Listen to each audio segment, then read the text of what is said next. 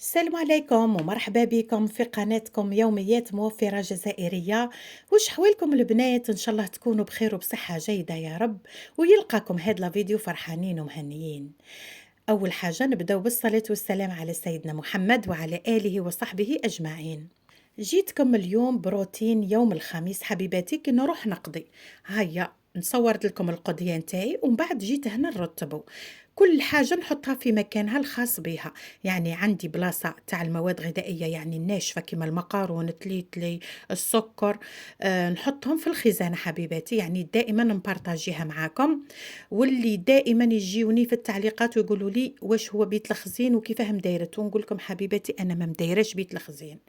بصح كاينين قنوات ما شاء الله عليهم اللهم بارك، اللي حابه دير بيت خزين ديروا حبيبتي، تدخل للقنوات هادو وتتعلم منهم، راهم ما شاء الله ناجحين فيهم. اما انا الشيء اللي نشريه نستخدمه ولا نستعمله ولا ناكله في هذاك الاسبوع، واللي يقعد لي نزيد نستهلكه في الأسبوع الثاني. وهكذا اللي معايا يعني من زمان يعرفوا العقلية تاعي ولا كيفاه متمشية في داري والطريقة تاعي، وكاين بزاف معتمدينها ونجحوا فيها، سيرتو للأخوات اللي يكتبوا لي شحال نفرح يا البنات كي تقول لي كان عندي دين بفضل الله تعالى وبفضلك يعني قدرت نكمله والحمد لله. كنت متمشية بطريقتك ونجحت بها بزاف. أنا حبيباتي قناتي صح تاع الاقتصاد والتوفير، بصح مانيش حارمة وليداتي، وانا راني مبارطاجي معاكم كل شيء في قناتي التانية، يعني واش نطيب لوليداتي يوميا. واللي حابة تشوف تروح ليها حبيباتي وتشترك وتشوف يوميا واش نطيب لهم. كي يكون كاين الخيرة نطيب لهم ونوع لهم، كما قالت لي واحد الاخت راكي تكثري بزاف الاطباق. كي يكون كاين الخير وكي يكون ما كان ندير لهم طبق واحد ونتلموا عليه بالصحه ولانا. انا اصلا ربيت وليداتي حبيباتي بالشده والرخاء، كي تكون كاينه والله ما نحرمهم ونمد لهم الدنيا الكل، وكي تعود ما كان ناكلوا على قيسنا. المهم كملت الكمية تاع المواد الغذائية كاملة، الحوايج اللي نحطهم في الثلاجة حطيتهم، والحوايج اللي حطيتهم كما قلت لكم في الخزانة حطيتهم. جيت هنا للخضرة، قلت لكم صورتها معاكم. من بعد حبيباتي بديت هكا نغلف فيها. انا الخضره تاعي كي ندير لها هذا الغلافه تقعد لي حتى 20 يوم ما تخسر ما والو جامي. يا البنات كي ندير الطريقه هذه نرمي الخضره تاعي جامي، ديما تقعد لي مليحه. بالعكس انا كون نخليها هكا بلا بلاستيك تدبال لي وتولي ما تعجبنيش. هنا حبيبتي لفت نورمالمون شريته باه ندير الرشته، على الاخر ما لقيتش عند البوشي الرشته، ما فهمتش واش بيه مزيهم ما عادوش يخدموها ولا الله اعلم. هيا بدلتها ودرت تليتلي يعني للطبق التقليدي تاع نهار الجمعة. أما هادوك الحبيبات تاع اللفت قلت لمشتركاتي إلا نخليهم كيما هكا ولا نخبيهم في المجمد، وإلا يقعد لوقو مليح كي نطيب به مثلا مرة أخرى الرشتة. يعني جاوبوني في التعليقات حبيباتي. البطاطا والبصل اكيد درك نحطهم في مكانهم الخاص. وجيت هنا للدجاجه حبيباتي، يعني كان عندي الدجاج ما شاء الله، هذه جبتها غير زياده قلت نحمرها لهم. هاني قلت لكم يا البنات كي يكون كاين نقلش وليداتي ونطيب لهم الحاجه اللي يحبوها، وكي تعود ماكاه نطيب على قيسي، من نكلف روحي من تعبهم معايا. كيما هنا حبيباتي كان عندي الدجاج قيس ما نطيب به اسبوع كامل. هيا قلت مادامني ما شارياش الدجاج لا اللحم، نشري لهم هكا دجاجه ونحمرها لهم ونفرحهم بها. كما شفتوها يعني شريتها، من بعد جيت هنا نقيها حبيباتي باه من بعد نتبلها ونخبيها في الثلاجة عادي، لأنه التتبيلة حبيباتي فيها الملح وفيها المطارد، يعني ما تخافوش منها خلاص. هنا حبيباتي أول حاجة نحيل هذاك اللاستيك اللي يجي مربوط بها، من بعد نروح لهذه البلاصة اللي نقولوا لها حنا القروة، اللي نورمالمون تتعمر هنايا بالماكلة تاع الدجاجة. من بعد نفرخها لأنه كون نخليها وندي نشوطها فوق النار تتفلك حبيباتي وتولي كاملة معمرة بهذاك الماكلة تاع الدجاجة، لأنه راهي حصلت لها هنا في الرقبة حبيباتي. أول حاجة نحيوها هي للمبتدئات حبيباتي، أكيد ماشي اللي كيما أنا مراهم خير مني. قلت لكم. ومن بعد نروح نشوطها، كي نشوطها ونفض نولي نقيها مليح مليح مليح.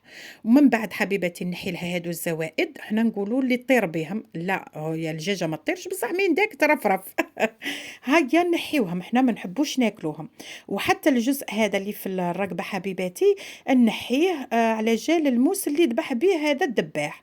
ونجي لهادو الفخاد حبيبتي نحي لهم هذا الاصفرار، انا ما نحبوش. انا كون نروح ضيفه ونلقى هذا الاصفر كاين، ما نكذبش عليكم يا البنات ما ناكلش، الله غالب يزعف خاطري. ما تقولوليش باه الفخاد يجي حاكم روحه، ما يجيش حاكم روحه على روحه. المهم هذيك الحاجه الصفراء تتنحى من قدامي.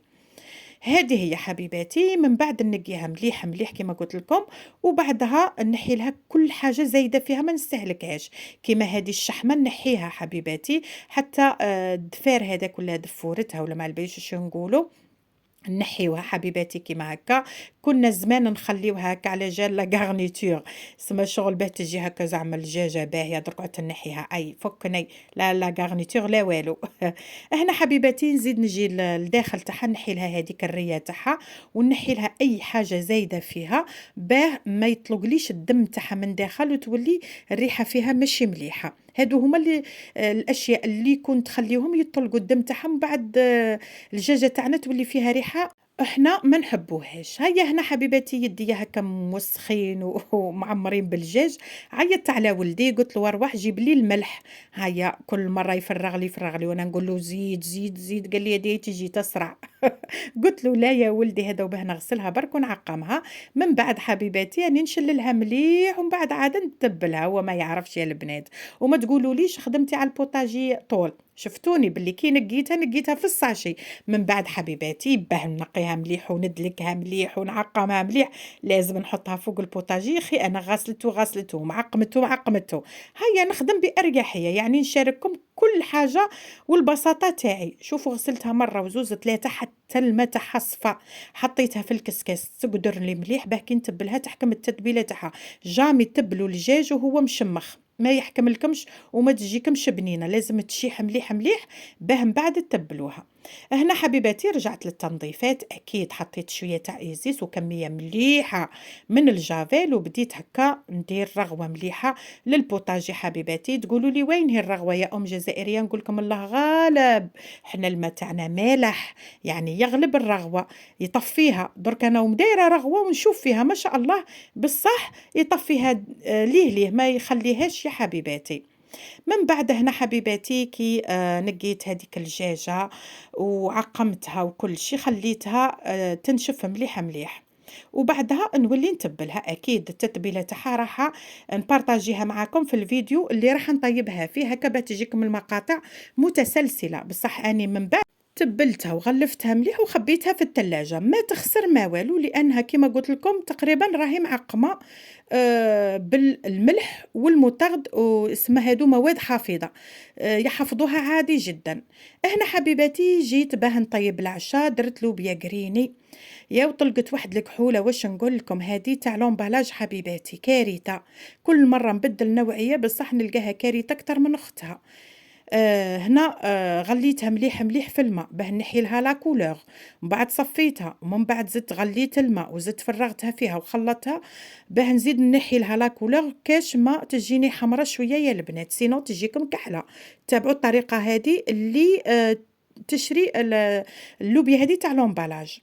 حطيت الحار، حطيت الرند مع بصلة، حبة طماطم مقشرة ومنحيت لها زريعة، مع فلفل حار هذاك الأحمر الصغير اللي يجي يابس، مع فصوصة توم رحيتهم كامل وزدت حطيتهم فوق اللوبيا حبيباتي، مع ملح وفلفل أسود والكمون وتوابل الدجاج والقزبر. الملح ما تحطوهش درك يا البنات، حطوه كي تطيب خلاص وتعودوا رايحين تطفيوها. ملحوها من بعد حبيباتي خليوها 2 دقائق تزيد تتغلى وطفيو عليها.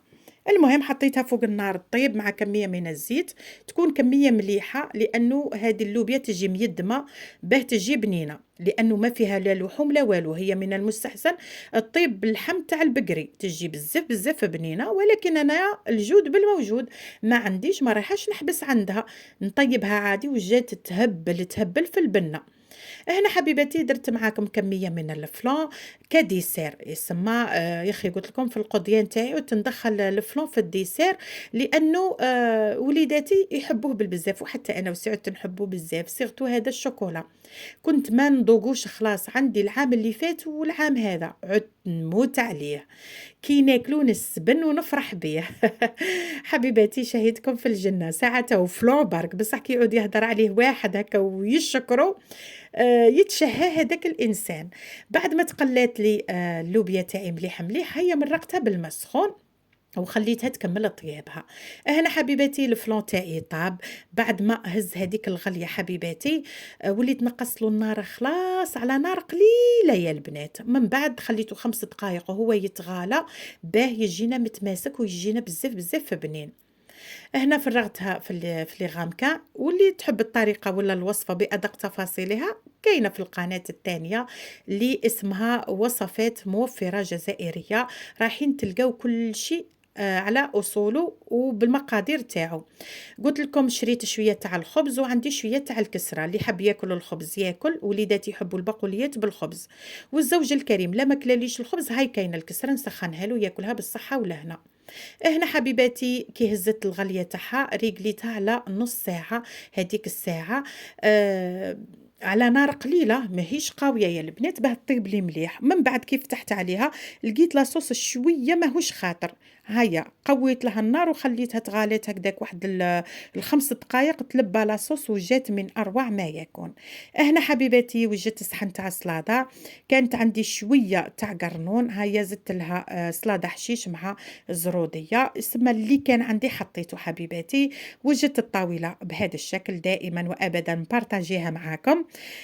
كما قلت لكم انا الله اكبر يكمل الاذان ونزيد نعاود نرجع لكم. أشهد أن لا إله إلا الله وأشهد أن محمد رسول الله، والحمد لله على نعمة الإسلام. كما قلت لكم الحاجة اللي تحبوها انتوما وتقولوا لي بارطاجيها معنا نبارطاجيها أكيد، وأنا فرحانة ومتحمسة ومتحفزة. هذا هو عشان حبيباتي أني نحكي على توجد الطاولة يا البنات، لأنه جا الآذان تقصت الهضرة الكل. الحمد لله كما قلنا، الحمد لله على نعمة الإسلام. هذه هي الطاولة تاعنا حبيباتي لنهار اليوم، بسيطة بدون لحوم بصح بزاف بزاف بنينة. واللي تقول لي ديروا المرقه بزاف نقول لكم ايه احنا ناس الشرق نحبوا المراقي اكثر من اللي في نصها. هذا هو حبيباتي الفيديو تاعنا لنهار اليوم، ان شاء الله نتمنى كان عجبكم. وهنا يخلص الفيديو تاعنا ونقول لكم مع السلامة وإلى اللقاء، إلى لقاء قريب إن شاء الله. تهلاو لي في رواحكم، وفي الناس اللي عزاز عليكم ما تنسونيش بالجام وبتعليق إيجابي ولو بابتسامة تؤجرون عليها حبيباتي. بارتاجيو هذا الفيديو لتعم الفائدة على بنيات بلادي وعلى جميع الأمة العربية المسلمة. ونقول لكم شكرا جزيلا اللي وصلتي وهنا وراكم مشجعيني بزاف باه نبارطاجي معاكم الروتينات. في أمان الله وتحيا الجزائر.